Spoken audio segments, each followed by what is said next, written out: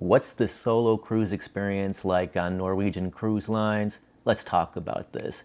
Hey everybody, this is Matt with Keep On Cruising, and today we're going to talk about cruising solo and dig into the experience, what it's been like for me anyways.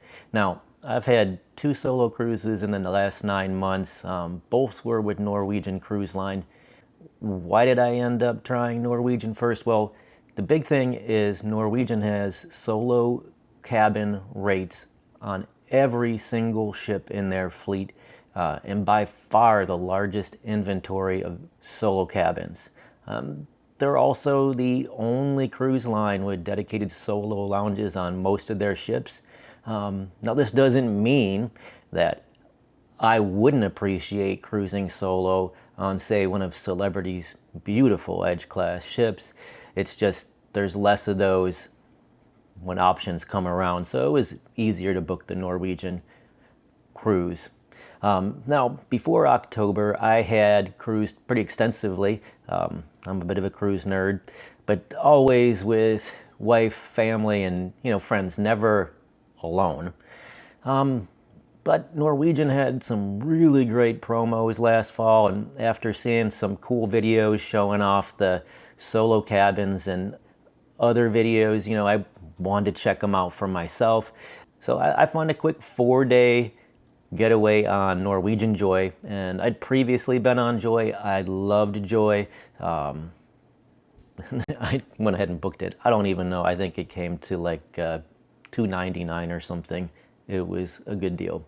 Okay, now, note to myself, so that I don't forget this again, and warning to you, but if you're trying to drive into Port Miami, it's a real high anxiety mess. It's always chaos. There's always construction going on, plus the traffic, and it's just not a smooth, fun time. And as I was going myself, I didn't have a co-pilot, and man, I think I missed the turnoff for the Norwegian terminal, which I'd been to previously, but I missed it probably 3 times. It was frustrating. But once I got parked, check-in was a breeze.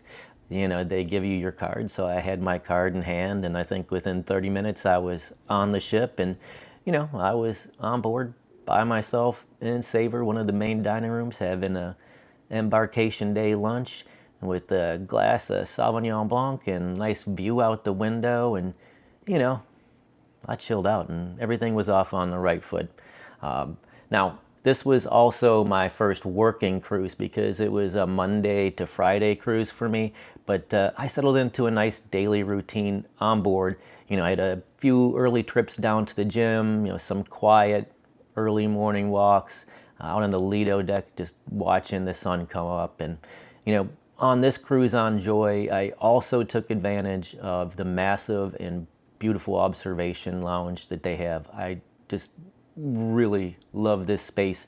It's huge with floor-to-ceiling windows.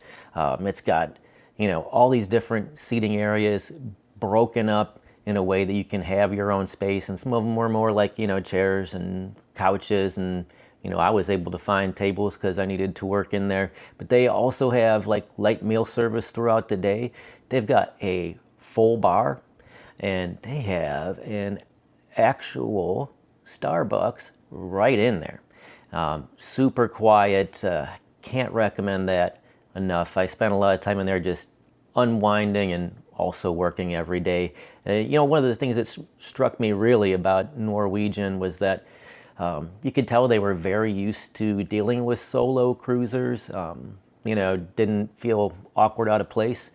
It was very seamless in the main dining room, and with their freestyle dining, you could show up, and singles, we weren't banished to the dark corners, but we had an equal chance with other cruisers to score a window seat, and let me tell you, I wasn't disappointed.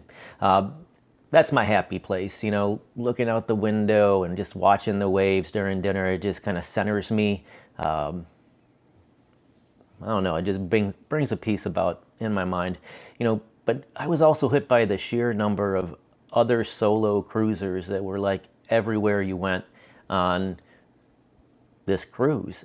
It allowed me to blend in and not stand out. And, you know, trust me, I don't want to be the center of attention in a crowd. I'd rather just sit back and, you know, read the room or whatever. Different topic. Let's move on. Anyways, now one thing I didn't realize, and I'm guessing it might be because Joy was originally made for the Asian market, so it was built a little bit different than the other Breakaway and Breakaway Plus ships, but they offered solo rooms and they offered solo rates, but they didn't have the solo lounge, and they didn't have the cool looking solo studio rooms. So, you know, I found the experience to be very decompressing, and, you know, although I worried it would, I didn't feel awkward and left out at all. So I wanted to try this again, but this time I wanted to be on a ship with the solo lounge and the cool solo studio rooms. So early in the year, you know, NCL had another great deal on a 4-day long weekend cruise on Norwegian Getaway. I think it cost me about as much as the first time. It was well under $400, so I'm in. Now, it is during what they call wave season. It's not hurricane season, but you do get some bad winter storms sometimes, especially at the private islands this time of year. But with a better understanding of the parking situation, having struggled so much the first time, I got parked pretty quickly this time in Miami, and, you know, same thing, about 30 minutes and I was on board. I had a glass of Sauvignon Blanc. I was sitting in Taste, one of the 3 main dining rooms, and I had a window view, except that this time I was sitting directly by the window, just me and my boarding day backpack, as you can see. Anyways, now a few things impacted us on this cruise. Number one, we ran into a nasty winter storm with gusts up to 65 miles an hour and swells over 13 feet. This not only prevented a stop for us at Great Stirrup Cay, but also confined everyone indoors. This took away the uncrowded spaces that I prefer, especially since Getaway does not have an observation lounge like Joy, but it also doesn't have a quiet whiskey bar for me for my pre-dinner cocktail, which is like the start of evening, you know what I'm saying? But Getaway did offer the solo lounge. Now, I thought this was very cool, and if I was single and solo, I would have hung out there. As a non-single solo, I didn't, but as you can see, this is a really nice space with access to light meal service, coffee, and sometimes even a bar. Also, the Getaway did offer the solo studios, but as mine was a last-minute deal, they gave me an available interior, which was still very nice. And overall, I still had a fantastic time on this cruise as a solo. I still found my spaces, you know, I just had to work a little bit harder.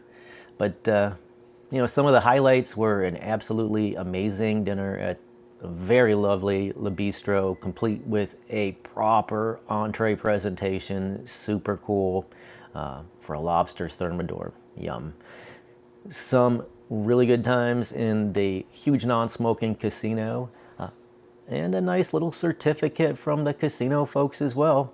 And they also had what seemed like a lot more adult comedy on this ship than I've seen on other Norwegian ships, which was great for me. The thing is this, cruising solo, it's a different experience altogether from cruising with others. And I think, you know, if you need a space to decompress your mind, a solo cruise might be just what you need. So let me ask you, have you cruised solo, and what has the experience been like for you? Hey, you know, thank you so much for watching. If you enjoyed the video, please give it a like, and if you enjoy cruise and travel content with a sprinkling of real life, please subscribe. This has been Matt with Keep On Cruising. Love y'all. Till next time.